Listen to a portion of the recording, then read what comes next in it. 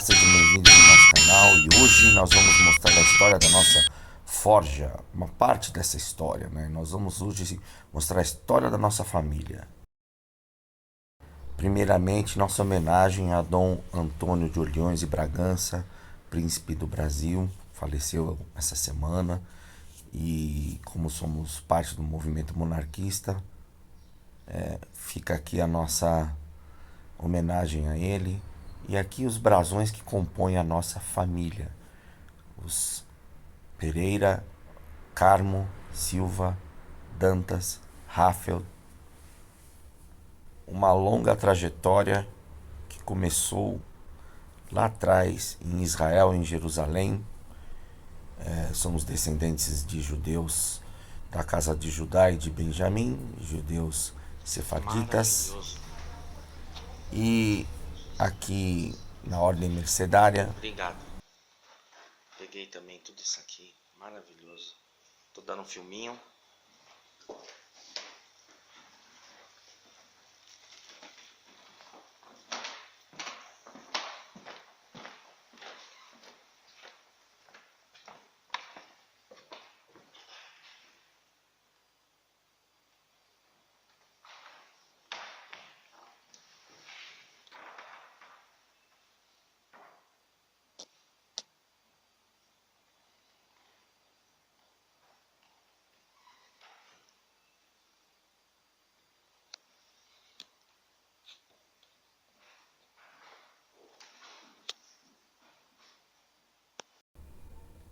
E além do DNA judeu, temos o DNA Kurgan na família. A história começa com Desidério, né, e um dos filhos dele foi um dos primeiros a utilizar o nome. Isso por volta do ano 500. Aí tivemos a Cruzada dos Nobres, isso lá por ano de 1095 a 1099, onde Godofredo de Bulins conquistou Jerusalém e o nosso ancestral Frei Godomaro era um dos nobres fundadores da Ordem Templária, os 9 cavaleiros originais, um português.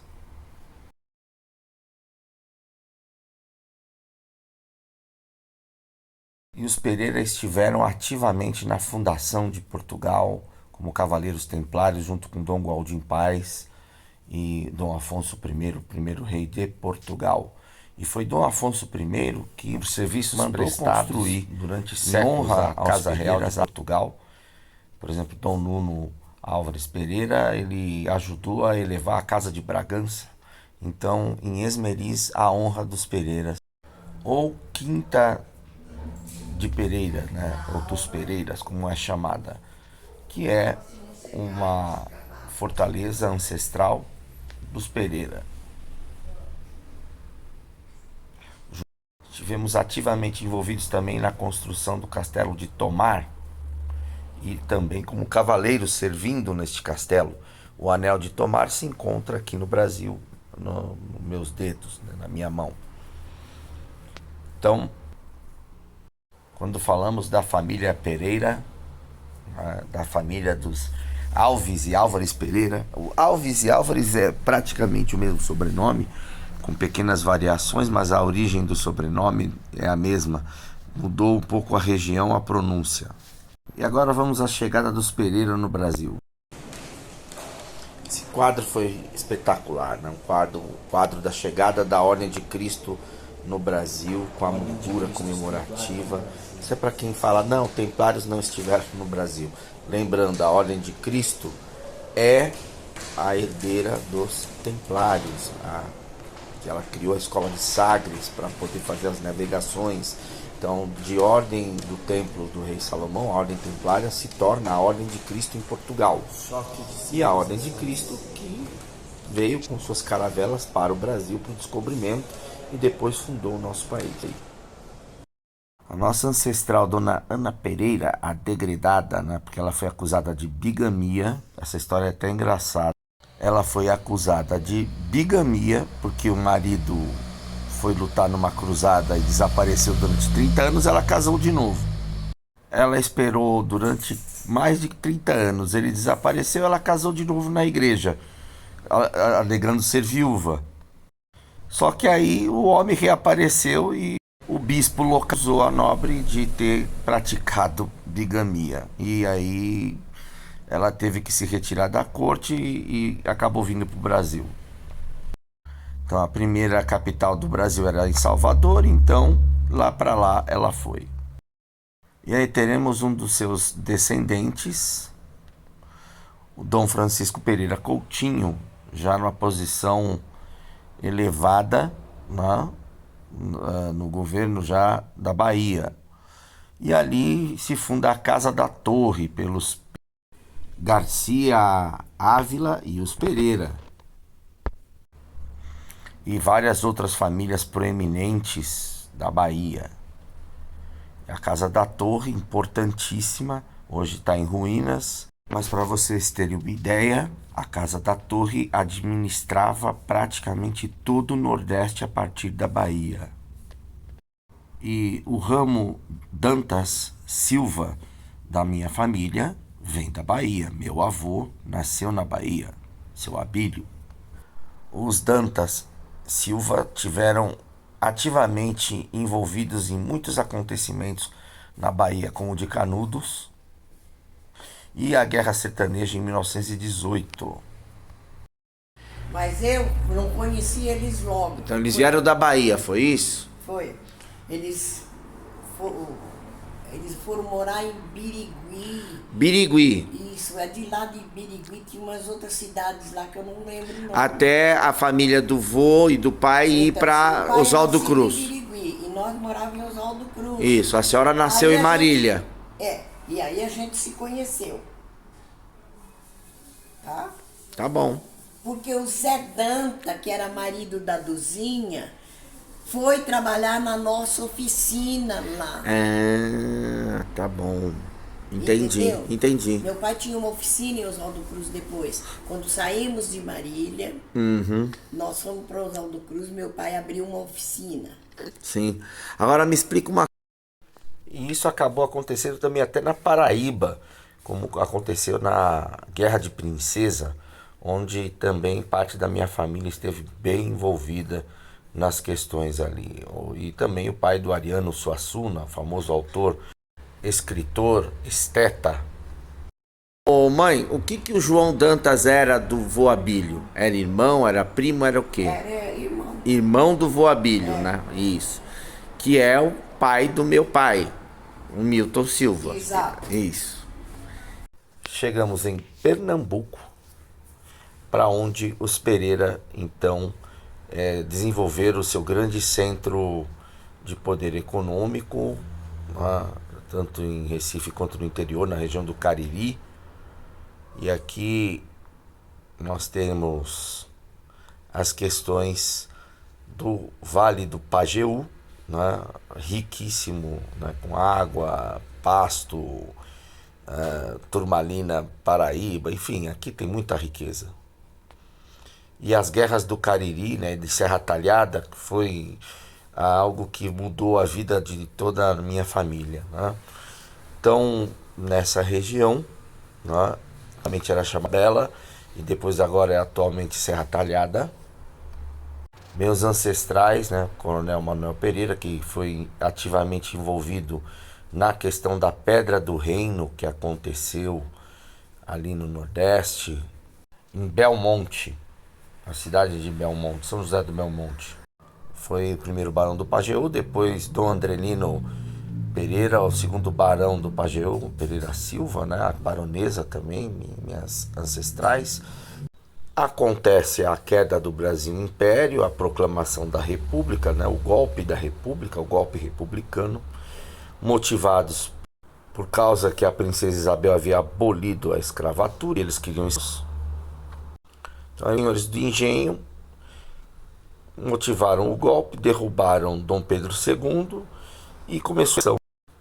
Então, várias famílias de engenho apoiando a República, né, os liberais, que de liberais não tinham nada, o que eles queriam era simplesmente tomar as terras dos outros e perseguir os partidários do rei, do imperador, Então foi isso que desencadeou as guerras do Cariri, e os Pereira sofreram muito com isso, e acabou então surgindo o movimento do cangaço. Um dos meus tios tataravôs, Sebastião Pereira, formou o bando com Lampião, ou seja, como uma resposta ao desterro, à perda de suas terras por parte de algumas famílias poderosas, os Carvalho, etc., e vários outros, Gomes, Arraes, enfim. E o que o Lampião era da família? O Lampião, ele era primo do meu avô, pai do meu pai. Foi graças ao padre Cícero que o meu ancestral largou o cangaço. O senhor Pereira e o Luiz Paulo, outro primo dele que estava no cangaço, foram embora de lá, juntamente com suas famílias, e não sofreram o desastre de Angico, onde Lampião e todo mundo teve suas cabeças. Então ele era o quê? Ele era segundo primo do meu avô, porque ele é filho de um primo do meu avô direto. O Lampião, né? O Lampião. Virgulino Ferreira da Silva. Era filho do sobrinho do... E aí do meu avô. Mentiram dizendo Que ele não... que ele tinha traído o Lampião. Isso. E aí? Por causa dessa traição, meu avô precisou largar as terras dele e ir embora. Sim, Pra São Paulo. essas mentiras eram para tomar as terras. Era, toda a família. Sim. E aí, primeiramente, aqui em São Paulo, né? Porque a família, ela passou de Pernambuco, foi para Águas Belas, né? Do Cariri foi para Águas Belas. Foi lá que ele conheceu Isso, a Índia. a Índia. Que era da tribo Funiô. Isso. Depois de lá, de Minas Gerais chegaram em São Paulo. Então aqui foi então o tempo para onde a família morou, Águas Belas, e aonde nasceu meu avô Martiniano Alves Pereira.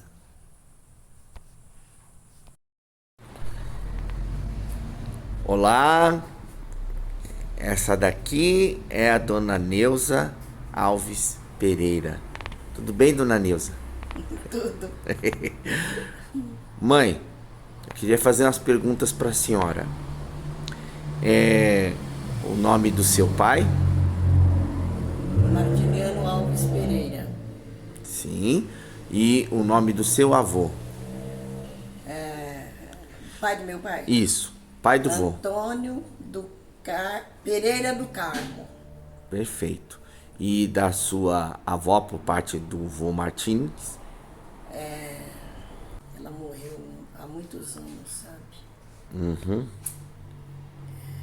Gaudência Isso. Alves Pereira. Era Gaudência Maria Alves Pereira. Isso, tá no registro do vô.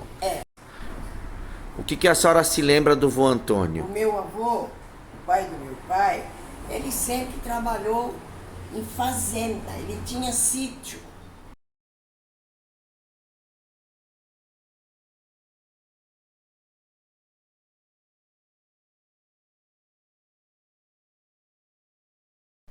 Então a minha avó Gaudência, ela era índia da tribo Funiô misturada com holandês. Nós não temos foto dela, ela morreu na viagem depois de Águas Belas para Minas Gerais, no tempo que a família ficou em Minas. Morreu de hemorragia por conta de ferimento. Perdeu também 2 crianças nessa viagem, foi um menino e também a minha tia-avó Maria faleceu. Então, meu avô Martiniano chegou em Minas com 16 anos de idade. E lá em Minas Gerais, depois, a família passou um tempo em Claraval. Cidade de Claraval é em homenagem a São Bernardo de Claraval, um dos fundadores da Ordem Templária. E tem um mosteiro cisterciense lá também, é sensacional. E ficamos um tempo lá. Até então, finalmente chegamos em Oriente, interior do estado de São Paulo. Em São Paulo foi na cidade de Oriente, é isso? Que era um Exato, povoado. no Oriente. Fazenda Oriente. Exato, tudo com aquela fazenda. E meu avô trabalhou lá. E lá, Foi lá que ele casou, então, o vô Martins casou então com a vó Ema. exato, ele conheceu, mas Conta aí. meu pai tinha 16 anos quando veio, mas quando ele casou com a minha mãe, ele já era bem mais velho. Ah, Já sim. tinha, acho que Ele era seresteiro, né? Além de ser ferreiro, né? Peraí. Aqui meu avô andando a cavalo no centro, que era uma rua só, povoado de Oriente, e aqui o meu avô Martiniano com o seu grupo de seresta. Eu e meu irmão mais velho, também, Marcelo Sensei, que está aqui, somos músicos, né? Eu sou contrabaixista e meu irmão é guitarrista e violonista, porque a música fazia parte da família. Meu avô tocava viola e violão, e muita música caipira, muita música do Nordeste, e também muita música romântica, né? Lupicínio Rodrigues, aqueles cantores da época.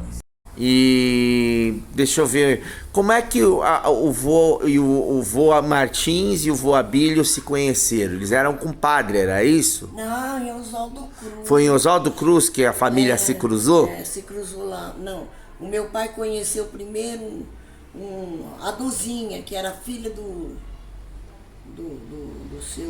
pai do seu Abílio, que era irmã do seu Abílio, Certo, que é tia do teu pai. certo. Então, ele conheceu, a gente conheceu eles primeiro. Aham. E eles eram casados com os Dantas. Casamento do meu avô e da minha avó Emma Harfeld. E aqui já minha avó já com seus 40 anos.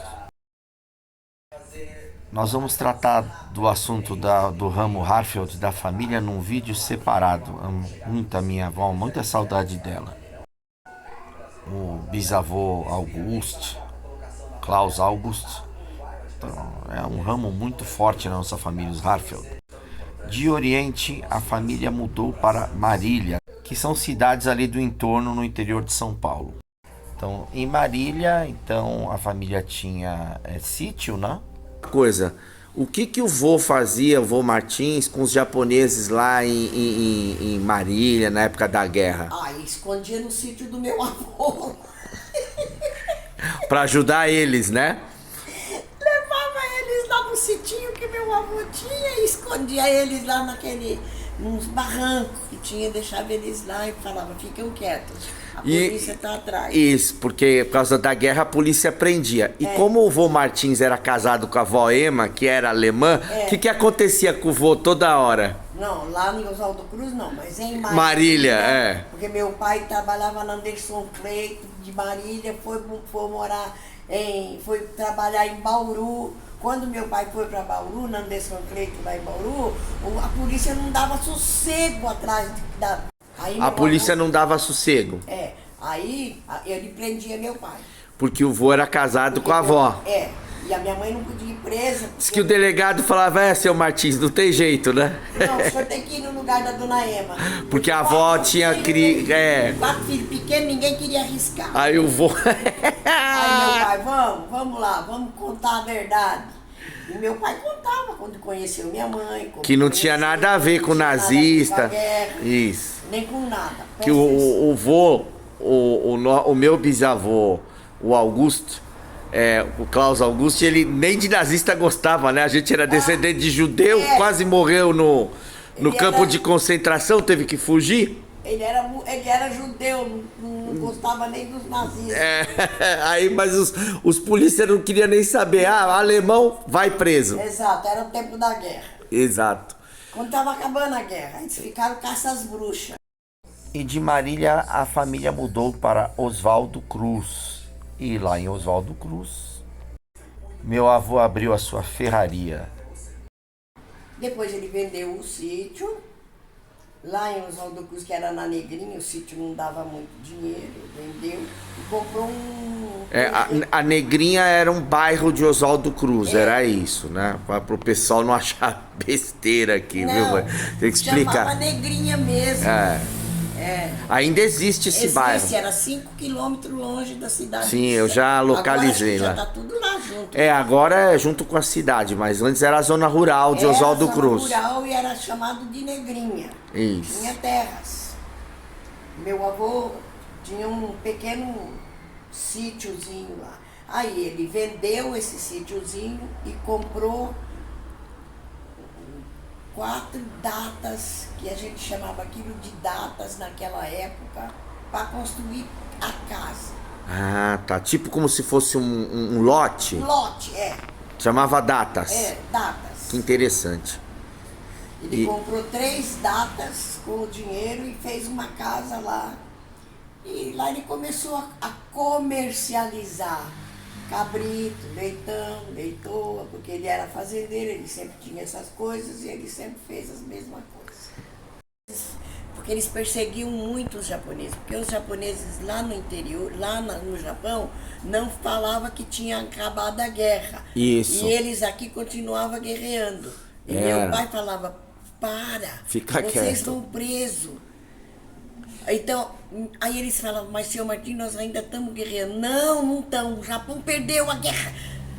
Quer ver, a polícia vai bater na tua casa. E que famílias a senhora lembra?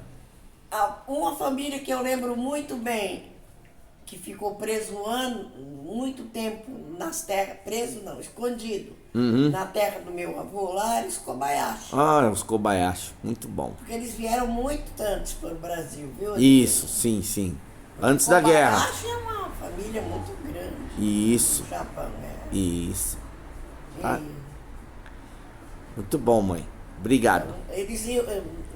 meu avô cuidava de esconder eles para não vir prender eles. Mas ninguém sabia, né, Adriano? Sim. Ninguém sabia. Tinha que fazer escondido. Né? Tinha que fazer tudo escondido embaixo de 7 chaves. Senão o meu avô ia preso também. E né? tinha um japonês apaixonado pela senhora também, né? Não era um só, não. 3? Ai. Mas eu não queria, né? Eu achava que eles eram só meus amigos. Sim, e tinha a complicação da religião também, né? E você sabe, né? Como é que era a vida na época da guerra, mãe, da Segunda Guerra Mundial? Após guerra. Pós-guerra, isso. Que não tinha açúcar, não tinha farinha, não tinha feijão, não tinha arroz. Os países estavam exauridos, né? Aqui também não tinha. Tinha fila para tudo. Era difícil. Nossa Senhora. Nós tinha. Por quê? Meu pai era ferreiro. Sim, aí ganhava. Meu pai fazia as coisas para os caras da roça, então em vez deles venderem para os outros no armazém lá tal, ele trazia e pagava o meu pai com isso, com arroz, feijão, ovo, galinha, porco. Escambo. E meu pai aceitava. Dinheiro, nós passávamos um ano sem ver dinheiro. Não tinha dinheiro, tinha troca de trabalho. O que a senhora acha, então, do seu filho seguir o caminho do vô, de ser ferreiro? É um caminho muito difícil. É, né? Não é fácil, né? Não é fácil. Mas a gente precisava levantar a nossa família, né? Mas é um caminho muito difícil. Eu sempre falo para você. Quanto? É um caminho muito, muito mais difícil do que eu trabalho um pouquinho? Muito. Nossa Senhora. Até... Ele chega branquinho da foto. Ele tá até mudando de cor. Ele era branquinho, agora tá preto. Tô mais moreno, né, mãe? Muito bom. Tá certo. Como ferreiro, meu avô fazia de tudo. Consertava armas, né? Ele acabou se especializando, estudando nos livros para ser armeiro. Fazia espadas, facas, ferraduras, vários itens, ferramentas. Vamos lá. O vô Martins era ferreiro, é isso? Ele estudava o trabalho de ferragem. E trabalhava também consertando armas, era armeiro. Era armeiro, tudo ele aprendeu nos livros. Sim. Porque ele não tinha escola que ensinasse. Sim. E ele aprendeu quase que sozinho o ofício. Depois ele foi caminhoneiro. Depois ele foi caminhoneiro, mas depois de Muitos anos ele teve a ferraria, teve. oficina. Depois ele perdeu. Perdeu não, ele desmontou. Isso. E com quem estão as ferramentas do vô? Parte delas ele vendeu. Sim. E parte delas, um pouco ficou comigo. Isso. E quem usa essas ferramentas agora? Ou você. É verdade. Isso. Isso mesmo. Porque tinha muita coisa que era Sim, grande, né, da grande, ferraria. máquinas. Essas coisas ele vendeu tudo. Isso, ele vendeu. Claro, até para comprar o caminhão, né? Agora, o essencial, Ele os tem ali... uma loja de ferragem. a bigorninha do vô, a marreta, o martelo, a tenaz, os alicates, ficou tudo comigo. É, porque ficou comigo. Isso. E você agora tá com você. Muito bem. Nas viagens como caminhoneiro, meu avô conheceu o mestre Manduca, mestre de jogo do pau, jogo da vara, aqui no Brasil, capoeirista, artista marcial, lá no Rio de Janeiro. Dom Manuel Manduca. E meu avô treinava a gente de vez em quando com a vara, né? Ou seja, brincava, fez a gente virar esgrimistas. Em 1964, então, a família da minha mãe então chega a São Paulo em plena ditadura militar. Então minha mãe se casa com meu pai, né, Dom Milton Silva e Dona Neuza Alves Pereira, e aí eu e meu irmão Marcelo Sensei, nós nascemos. Meu irmão nasceu em 67, eu nasci em 70. Passamos a existir nessa história. Mas a senhora chegou em São Paulo por volta de 64, foi isso o vô, né? 64, 65. Isso, junto com o vô, a avó, etc. E me diga uma coisa, o que estava acontecendo aqui em São Paulo? Polícia! Era a gente na rua, policial. Era os militares, né? Isso, os militares. Tomaram o poder, né? Aí eu saí, eu andava no meio daquilo lá tudo. Um dia um rapaz chegou pra mim e falou: você não tem medo? Eu não fiz nada. Como é que eu posso ter medo disso? Eu não tenho medo, não. Tá certo, não devo nada, né, mãe? Não devo nada, não fiz nada, tô procurando emprego. Você sabe onde tem um emprego? Agora, o pai que encana de vez em quando, né? E assim, de todos os nossos parentes, quem lembra mais o vô Martins? Assim, o jeitão de ser, de falar, de tudo. O Marcelo. É, seu filho mais velho, meu irmão. Como é que ele lembra? É o corpo? Ele era o corpo dele, que era troncudo, meu pai era troncudo e não parecia meu avô. O jeitão de falar, aquela voz de trovão, né? Exatamente. Meu irmão mais velho. O Marcelo parece muito meu pai. Agora você não, você já puxou o lado do meu avô, o pai do meu pai. Do vô Antônio. Isso. Magrinho, delgado. Exatamente. Olha, mais parecido. Olha aqui o Thales ouvindo a avó explicando a história da família, né, Suqueiro? Ele é mais esguio. Meu avô era um homem alto, esguio, magro. Meu pai era baixinho, troncudo. Sim. Parecia um índiozinho mesmo. Com a idade entre 6 e 7 anos, eu fui para o judô e karatê junto com meu irmão. Meu avô e meu pai sempre nos incentivou, que meu pai e os meus tios, todos militares, né? Todo mundo na família. Então, aqui com 7 para 8 anos também, enfim. E meu nome foi consagrado a Santo Adriano, padroeiro dos ferreiros, né? Com 12 anos de idade, fui assistir Conan o Bárbaro. Meu Deus, aquilo aí que você fica mesmo louco. Eu já brincava com martelo, etc. Eu falava que ia ser ferreiro, que igual vô, mas não teve jeito, esse foi o caminho. E também desde muito pequeno, frequentando a Ordem Templária, e como escudeiro, o meu mestre também, todo mundo envolvido, e monarquistas, etc. Então, a Ordem de Cristo, né? Então foi um caminho que a gente já conversou bastante aqui, né? Então seguimos o legado da família deixado pelos meus avós maternos e paternos. E foi uma vida muito rica, sempre em sabedoria, em amigos e irmãos de ordem. E essa aqui é a tonsura, né, que recebi da Ordem de Portugal, tudo. Ali o colar de grão-mestrado. Meu anel que veio de Tomar, o outro anel que é de Jerusalém, da Casa Real de Jerusalém, que está na família há centenas de anos, né? Da casa de Davi.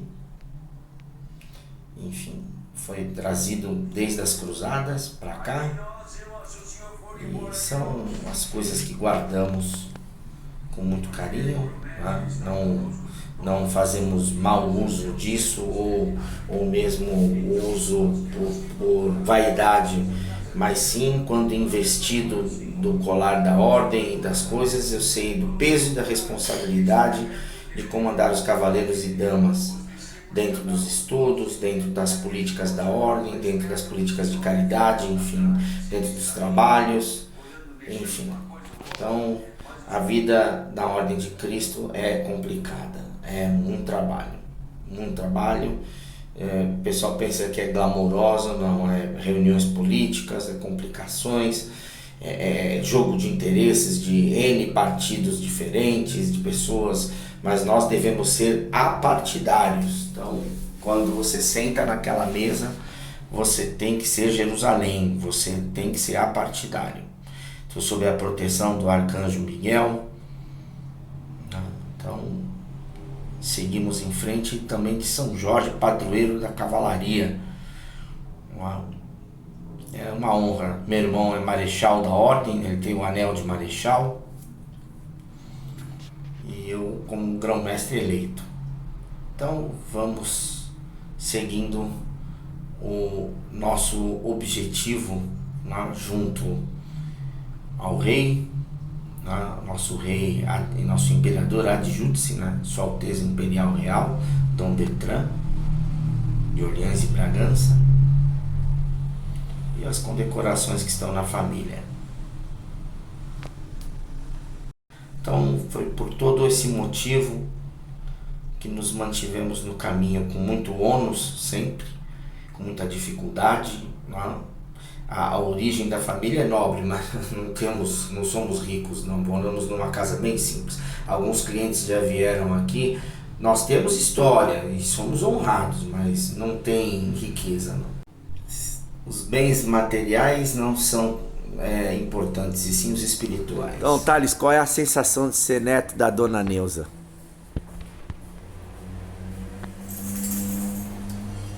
Pode falar a De verdade. tédio que não foi. De tédio aqui não foi. É difícil, né, filho? A avó é um docinho de coco? Ela criou todo mundo aqui severamente? Opa, mas é bom, né? Isso. Mas Muito. ela é bem sábia. Ela é sábia, né? Você aprende bastante coisa com a avó? Muito bom. Bastante. Excelente. Bom, mãe, muito obrigado. De nada, meu filho. Quando precisar, eu falo mais mal. Imagina, é importante porque tem coisas que são suas memórias. Eu queria muito, fazia tempo que eu queria pôr esse Sei, vídeo. tem coisas que são coisas E não é um verdadeiras. vídeo apenas pro canal. São coisas que eu queria pôr no canal e também depois compartilhar com a família. Foi por isso que eu casei com seu pai. Coitada de mim. Sabe por quê? Dona Neuza. Porque ele vinha Minha todo mãe. dia na minha porta encher meu saco. Vai, de novo.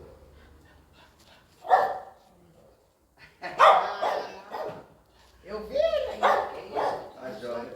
Ai, que bonito. Pega essa, depois eu vou mandar pra Marilis. Tô treinando. É isso, faz Uma assim, mãe, assim, brincadeira. ó. Assim. Isso, mais uma. Aí, Dona Neuza Álvares Pereira. Muito bom. Eu já ensinei você a cortar uma vez. Oh, eu sei. Eu lembro.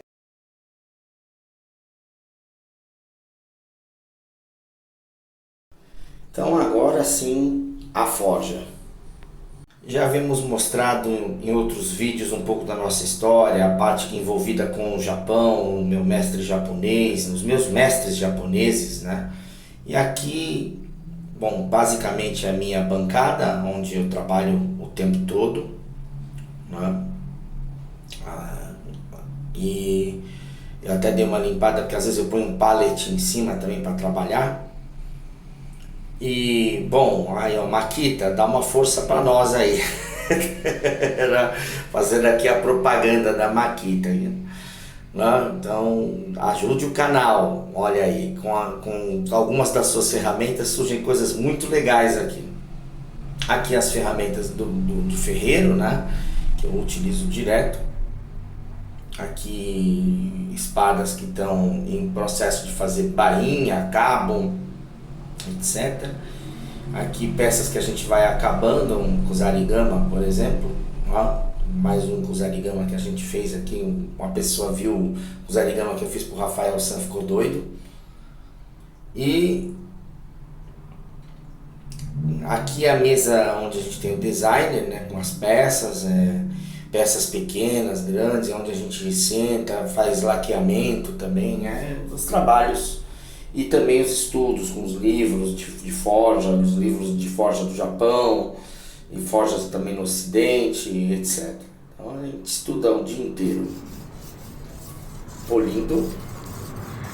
É no quintal coberto que às vezes eu gosto de fazer polimento, porque às vezes está mais fresco ali, então eu fico pegando uma brisa enquanto vou horas e horas e horas polindo. Sento na minha almofada no chão e vou fazendo polimento.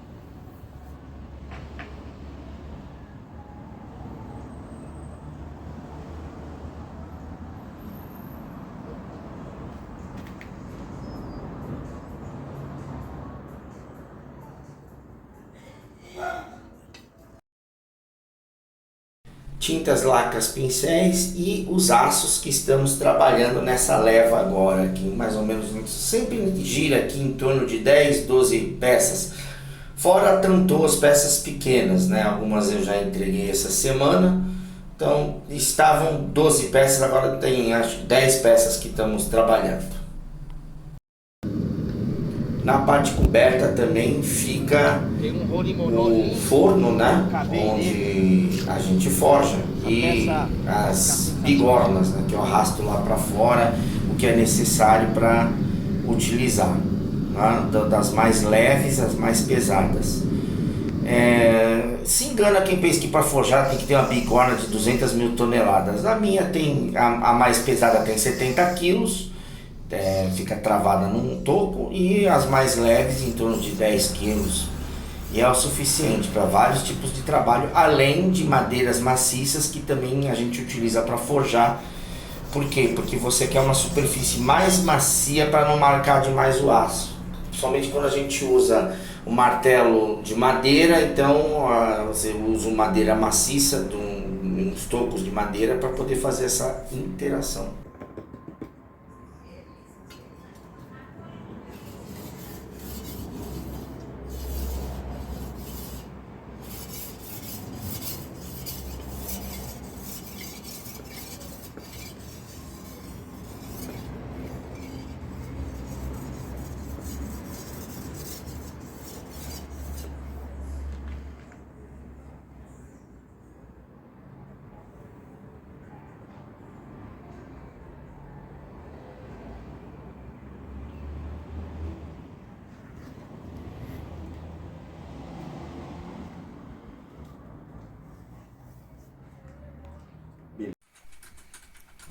Peças que estão recém limpas depois de fazer a forja, né? Essas também mais limpas. Terceiro, agora, todas elas já de baixo para cima, já tá com a mão bem evidenciado, lá tá mais Vocês já avançado viram no elas sendo polimento. testadas aqui nas pedras e tijolos. Hoje nós vamos Na parte começar aberta do os quintal, testes aqui no hardcore. solário, né? Aqui no quintal, no andar de cima. A gente faz os testes de luta, cortes. É aqui que a diversão acontece. É uma delícia lutar aqui em cima.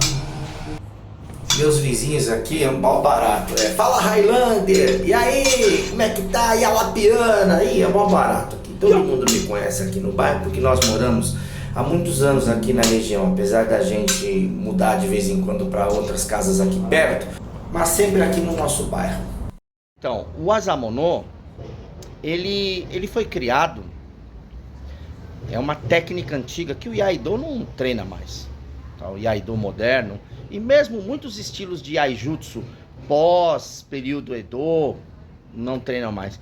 Quem treina o Asamonô era Yagyu Shinkage, Shintoryu Bato, Katori Shintoryu antigo, Nodaha treina o Asamonô. No moderno hoje em dia, porque o Katori Shintoryu ele não é moderno, mas a versão que está sendo treinada, principalmente ali para, infelizmente, Narita e tal, tem modificações na técnica, tem modificações. Houve uma bifurcação da escola, há diferenças.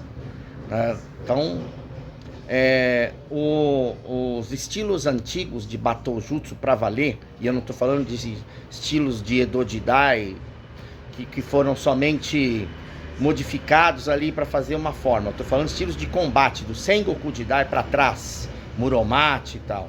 Isso treinava cortar espadas e cortar elmos ao meio. Isso é um Asamonô. Vou aproveitar a aula da diferença entre Nukitsuke e Nukiuchi. E para isso nós vamos demonstrar com a nossa Nambukoshô forjada aqui. Certo? Nosso cliente, nosso irmão de ordem, Lício-san. E o Nukiuchi, ele quando se usa no... O Nukitsuke, quando se usa no Iaido, Nukitsuke é só mostrar a espada ou parar o oponente. Nukiuchi é realmente cortar algo. Então, vamos cortar. Um braço só. E como se... Vamos simular ela saindo da bainha.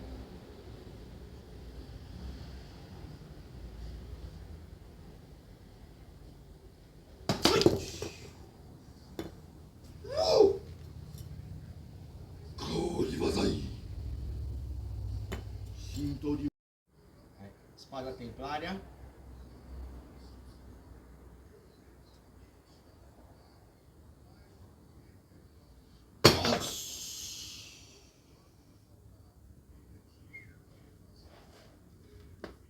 Olha. Corte, né?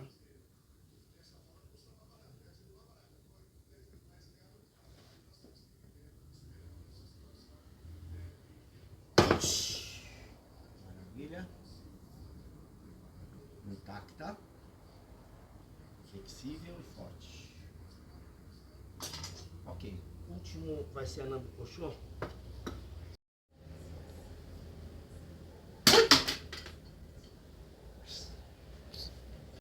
Então, o quintal é onde tem grande parte da diversão aqui, com os cortes e as espadas e as lutas.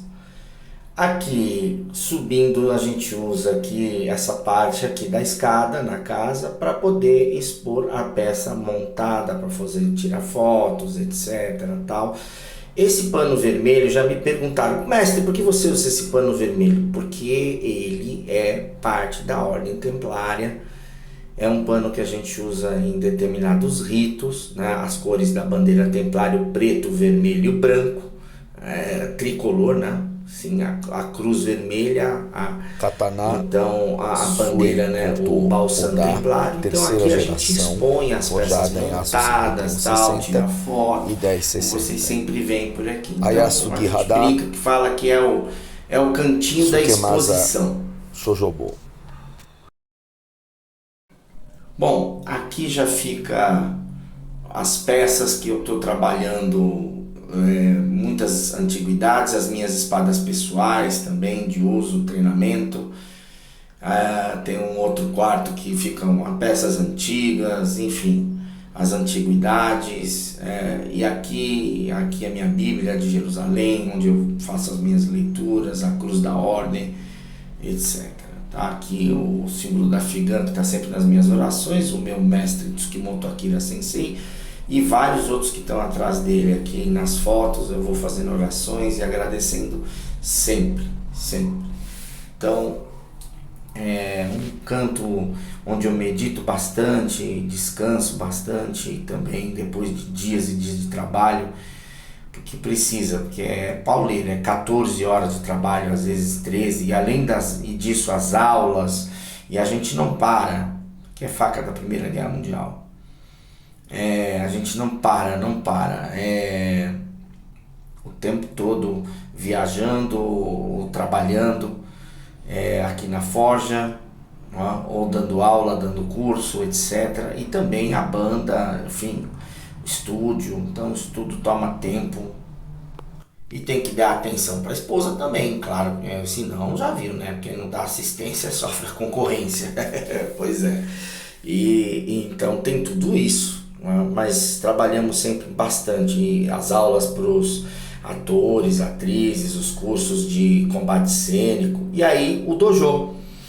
O dojo é o nosso showroom praticamente, porque a gente recebe os clientes para que possa avaliar peças e também para que o pessoal venha para os cursos, para treinamento, etc. Então aqui a gente recebe para entrevistas, tudo. Então é no dojo que a gente é a parte social, né, vamos dizer assim, da guilda, tá no Koryu Dojo, né? Então fica armaduras lá, fica espadas, lanças, uma série de coisas, muita coisa do que eu e o Takesu Sensei fizemos à mão, né? O Jason Sensei também, né? O Taki Jason Sensei. Então todos nós ali, Mike-san também sempre contribui também ali com trabalhos manuais.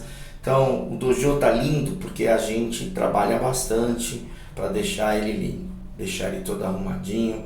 Tem peças da nossa coleção lá o tempo todo, pinturas, caligrafias, etc. Os diplomas ficam todos guardados, vocês já viram vídeos deles aqui. A gente não mantém na parede, porque se eu for botar meus diplomas na parede, encheu a parede. É meu diploma, do meu irmão e do Jason Sensei, e mais do Kenjiro, vai ser uma parede de diploma, não tem nem graça. Então põe um só e tá resolvido. O resto a gente guarda nos canudos tudo enroladinho aqui. Então é no dojo que a gente tem a semana toda treinamento, preparo também, e com o meu irmão estando doente, né? Ele sofre de artrose, vai fazer operação, ele está afastado, ele não está podendo se movimentar, a perna dele travou completamente abaixo do quadril. Então a gente tem que dar uma atenção maior. Eu e o Jason Sensei, mais o Takesu Sensei, nos revezamos lá, mais alguns alunos, os senpais, para poder fazer as coisas funcionarem. Então, outorga dada por Morishita Sensei e também pelo estilo de Tochigi, né? Que esta casa pertence realmente a herdeiros dos samurais. Já fizemos a tradução aqui para vocês desse diploma, desse kanjo, né? Lindo. O Shinzen e os preceitos do dojo, que também tem vídeo dele, a gente falando desses preceitos aqui. Basicamente um samurai, ele não teme nada, e se tiver que passar por cima do que tiver que passar, a gente passa, e com muita determinação. Aqui o Shinzen, o pergaminho sagrado que veio do Japão também, que é consagrado o nosso Shinzen, ao estilo, e as deidades, né? O simbolismo dessas deidades que protegem o dojo, né? Fudomyo, Marishiten, Ken, coin, etc. Né? Bolos de treinamento, tudo. Né? Fora os pessoais, né, dos alunos, que cada um tem os seus também. Aqui ficam os meus, do meu irmão, do José Roberto Sensei também. Então, essa é a experiência completa aqui na guilda. Espero que vocês tenham gostado. Espero que tenham gostado, pessoal. É isso. Da nossa história curte, aqui, compartilhe, comente. Curte, comente, Aponte compartilhe. pro QR Entre em Code, fala contato conosco através do QR Code.